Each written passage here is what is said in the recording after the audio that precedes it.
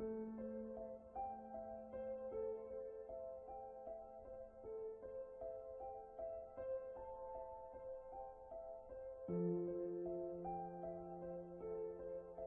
might ask yourself why the orders we showed in part 1 are so important for our fall of the Cabal. Well, you know the expression, know thy enemy? In order to understand the magnificence of their elite plan and the magnitude of their evil intent, we must first identify whom we are dealing with here. There is so much misinformation going around, not only on the internet, but also in our history books. That, by the way, were never written by neutral observers, but always by the winners. If you don't understand where the Cabal comes from, how far back they go in history, if you don't know how we were led to believe that all of these orders and movements were separate entities that came and went in history, independently and rather harmlessly, then you will most certainly not understand nor believe the true identity of the Cabal. You will miss the fact that we find ourselves at the final stage of their master plan. And if you don't fully comprehend in which danger we find ourselves, you will not know what to do at the moment suprême. That is why we make this documentary, so you can wake up, see through all the lies, and take action to claim your sovereignty back. That's when you'll understand what we said in the previous series. History books will have to be rewritten. Okay, let's see where and when our two storylines meet, shall we? It was in 1748 in southern Germany, Bavaria, in a small town called Ingolstadt. A boy was born. His name was Johann Adam Weishaupt. At the age of 5, his father died. The Jesuits took him under their wings and groomed Adam, who turned out to be a highly intelligent and strong-minded individual, to become a professor in canon law at the Jesuit University of Ingolstadt. He rewrote ancient historical documents in which the ideology of Lucifer would eventually lead to the complete control of the world. In 1773, a secret meeting took place between Meyer Amschel Rothschild and a select group of 12 elite Khazarian bankers and businessmen. Remember Rothschild, key player in our first storyline? The excessively wealthy and powerful Ashkenazi Khazarian banker from Frankfurt? Well, Rothschild proposed to join forces and riches with the purpose of world dominance. He had set his eye on Adam Weishaupt, who would be perfect to implement their plans in practice and run their organization. And so, on May the 1st, 1776, Adam Weishaupt founded the Bund der Perfektibilisten, the Order of the Perfectionists, later to be called the Order of the Illuminati. It was the fusion of the financial empire of the Rothschilds and the wealth and power of the military order of the Jesuits. Their goal? The creation of a world government and world dominance. Although Weishaupt's name is commonly known among those who study this material, not many people are aware of the fact that he based his Order of the Illuminati on ancient documents, one of which was a letter that was given to him by Rothschild. This letter, referred to as the Constantinople letter, was old and of extreme value to the Ashkenazim. It was 287 years old, written in 1489 by the Nazi, the chairman of the Jewish High Council in Constantinople, as a response to an outcry for help by the head of the Ashkenazi Jews in France. Remember the Khazarians who had fled Russia and who had changed their name to Ashkenazi Jews? They now felt threatened by the other ethnic groups in France. The king had even told them they had to convert to Christianity. The reply of the Nazi in the Constantinople letter was as follows. As for what you say that the King of France obliges you to become Christians, do it. since you cannot do otherwise, but let the law of Moses be kept in your hearts. As for what you say about the demand to despoil you of your goods, make your sons merchants, that little by little they may despoil the Christians of theirs. As for what you say about their making attempts on your lives, make your sons doctors and apothecaries, that they may take away Christian lives. As for what you say about their destroying your synagogues, make your sons canons and clerics, in order that they may destroy their churches. As for the many other vexations you complain of, arrange that your sons become advocates and lawyers, and see that they always mix themselves up with the affairs of state, in order that by putting Christians under your yoke, you may dominate the world and be avenged on them. Do not swerve from this order we give you, for you will find by experience that, humiliated as you are now, you will reach the actuality of power. In other words, they were told to fake a make-believe conversion and to infiltrate every aspect of society: commerce, medicine, religion, and legislation, with the sole purpose of revenge and destruction. How Khazarian! Adam Weishaupt founded the Order of the Illuminati in 1776, financed by the Rothschilds, based on this letter, that, by the way, was based on an even older document, more about which in Part 4. 1 year later, in 1777, Weishaupt joined the Grand Orient Masonic Lodge. He made over 2,000 Jesuits head of the many lodges across the world, thus establishing a massive empire of power, in which the Jesuit order was the spider in the web. Weishaupt then officially left the Jesuit order, so that no suspicion would ever be drawn to the involvement of the Roman Catholic Church and the Jesuit Council in the illustrious plans of the Illuminati. The Rothschilds used their riches to finance wars, as they had found out that by financing both sides of each and every war, they would always win financially. They knew no scruples, no mercy. The alliance of the Luciferian Khazars and the Jesuit order had only just begun. Their goals? Personal gain, wealth and power. The submission of the royal families. The annihilation of the infidels. Protestants, Calvinists, atheists, Muslims, Jews, in other words, the destruction of all religions except the Roman Catholic faith. The destruction of all governments, world dominance of the Pope, and revenge. Revenge on each and every one who had ever betrayed them. Revenge on Russia, first and foremost, the country that had expelled the Khazars. But not only that. Remember the vengeance of the Jesuits on the Pope, who had betrayed them? Well, they weren't done just yet.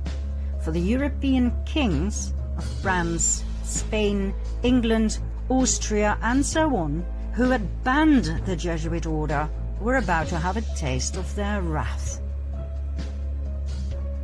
The first pawn the Illuminati alliance put forward was Napoleon Bonaparte.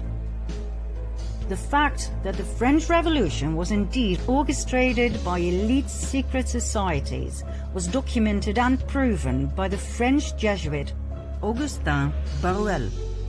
He wrote an influential account in which he focused in particular on Adam Weishaupt, founder of the Order of the Illuminati. According to Baruel, the French Revolution was orchestrated by Freemasons and philosophers like Voltaire and Montesquieu. We'll get back to Baruel in a later stage, so remember his name. Napoleon's advisor was a Jesuit, Emmanuel Sillet. He advised Napoleon on where to go and what to do. In today's language, we would call Sillet his handler. According to many historians and researchers, the Jesuits were the ones who orchestrated and directed the French Revolution and the outcome. Napoleon was a Masonic Grand Master. He was chosen and initiated by the order to play a key role in their planned revolution. Napoleon's brother, Louis Bonaparte, was made Grand Master of the Grand Orient of France. His wife Josephine was a member of the Mason Rite of Adoption. Under Napoleon's rule, the number of lodges in France grew from 300 to 1,220. Napoleon was a puppet of the cabal. We were led to believe he was the front man, but he was not. The hidden hand that some historians believe was to cover an ulcer, seriously, was actually a common Masonic gesture called the sign of the Master of the Second Veil. Many world leaders have shown this sign throughout the ages. The French Revolution started in 1789 and lasted for 10 long and bloody years of absolute terror. It was the master plan of the Jesuit Council to take revenge on France, to destabilize the country through war, and to destroy the French crown. Their tool? The Jacobins, an extremist political movement founded by none other than Napoleon's advisor, the Jesuit Sieyès. The Jacobins caused mayhem across France, rioting, plundering, murdering everyone who stood in their way. They left behind a trail of death and destruction wherever they went. The Jesuit plan worked. The guillotines worked overtime.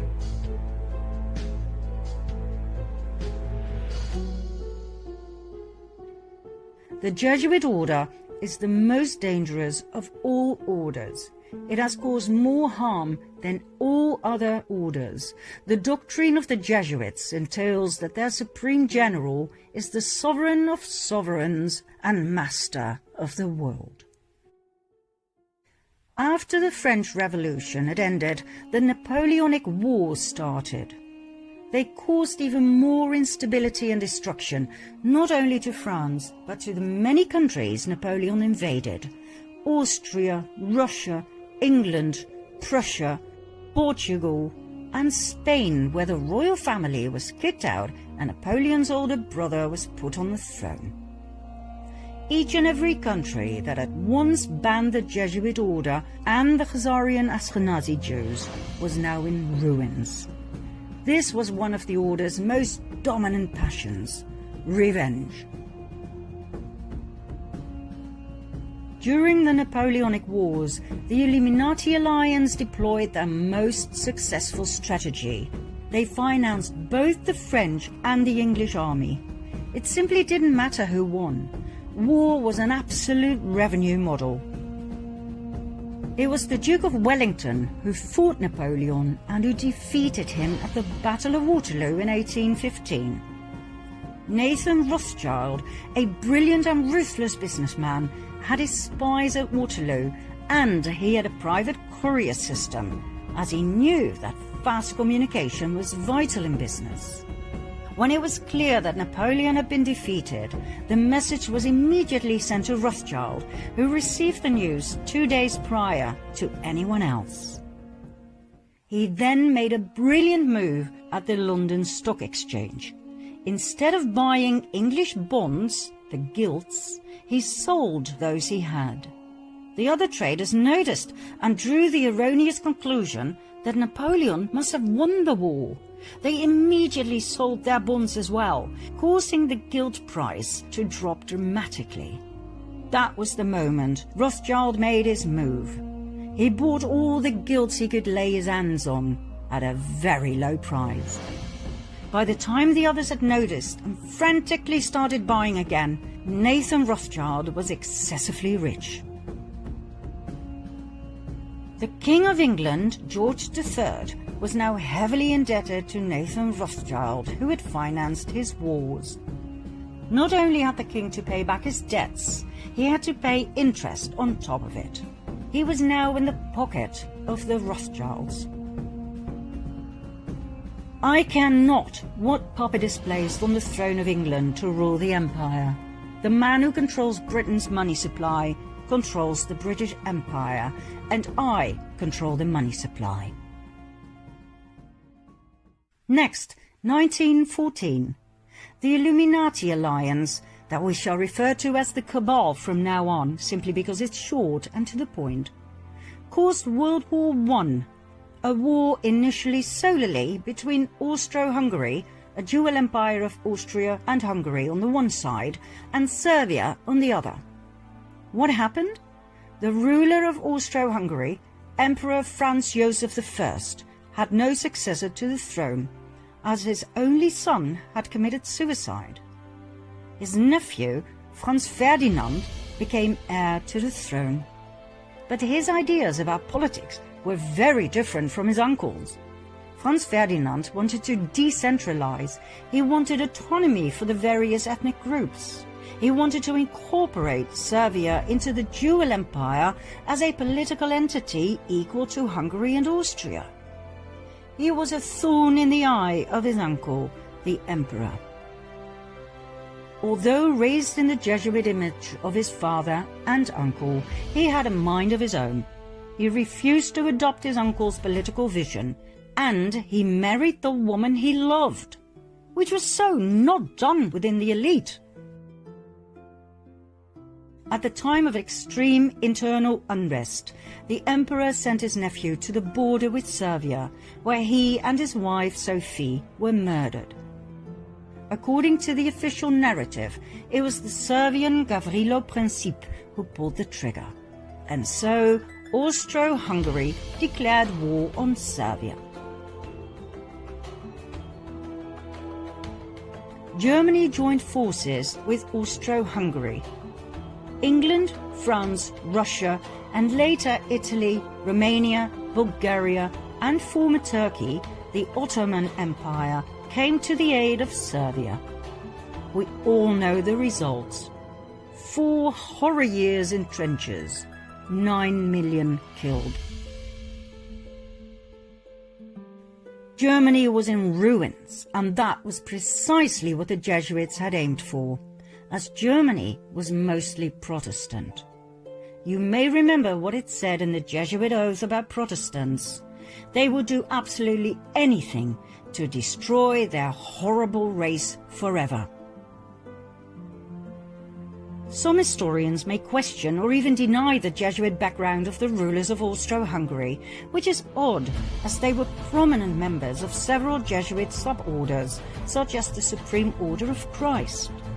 Emperor Franz Joseph was so high up in the Jesuit council that he was authorized to grant titles such as Prince and Grand Master. In 1880, for instance, he granted this title of Prince of the Holy Roman Empire to the Grand Masters of the Order of Malta. He even founded his own order, the Imperial Austrian Order of Franz Joseph. I promise to go deeper into these orders, plus the evidence of their Jesuit connection, in a later episode. For now, we'll leave it here, as we don't want to get lost in history. After all, we still have to cover the Russian Revolution and World War II, in a way it wasn't brought to you in school, I promise.